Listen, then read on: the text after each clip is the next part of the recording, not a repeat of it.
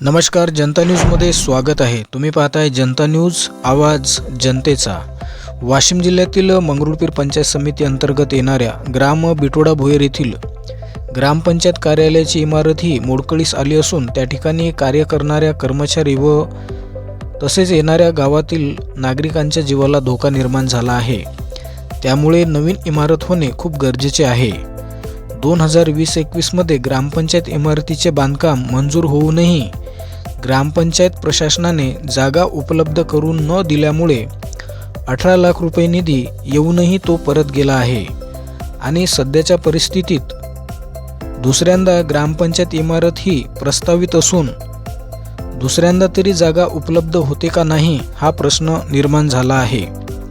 बिटोडा भोयर येथे खूप मोठ्या प्रमाणात बेकायदेशीररित्या अतिक्रमण केलेले आहे, तरी ग्रामपंचायत प्रशासन गप्प का व नवीन ग्रामपंचायत इमारतीसाठी जागा का उपलब्ध होत नाही याकडे वरिष्ठ अधिकारी यांनी लक्ष द्यावे व सर्वसामान्याला न्याय देणारी ग्रामसंसद ही नव्याने उभारून न्याय द्यावा।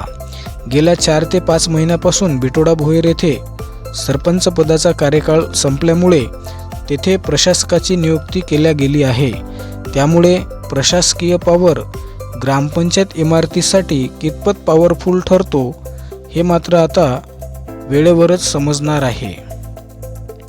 जनता न्यूज, मंगरुळपीर, जिल्हा वाशिम।